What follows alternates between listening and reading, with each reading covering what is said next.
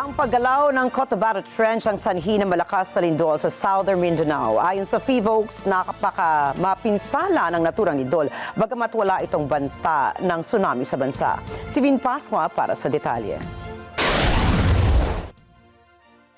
Strong and destructive ang naramdamang lindol sa Sarangani, Davao Occidental kaninang hapon. Ito ang naging pahayag ni Philippine Institute of Volcanology and Seismology o PHIVOLCS Director Teresito Bacolcol sa panayam ng responde sa radyo.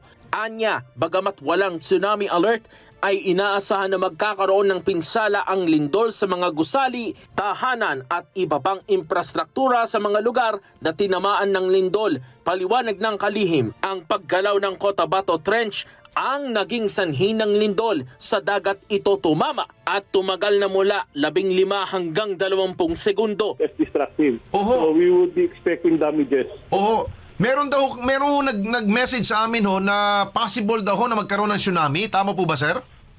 Well, nag-issue na po kami ng tsunami advisory. Wala pong tsunami threat sa baybayin po natin. Oho, meron kasi nakikita daw ho, umurong daw ho yung tubig sa dagat.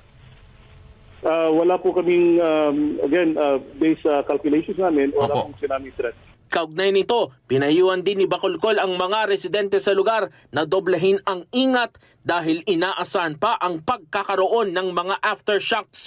Anya, mas makabubuting suriing mabuti ang kanilang mga bahay o di kaya naman ay mga gusaling papasukan kung nagtamo ang mga ito ng bitak dahil sa malakas na lindol. Kung kinakailangan, anya, ay ipasuri ang mga ito sa mga city, municipal o government engineers upang matiyak na ligtas. Paliwanag ng opisyal, kung hindi man nasira ang mga gusali sa mismong oras ng lindol, ay posibleng masira ang mga ito sa mga aftershocks.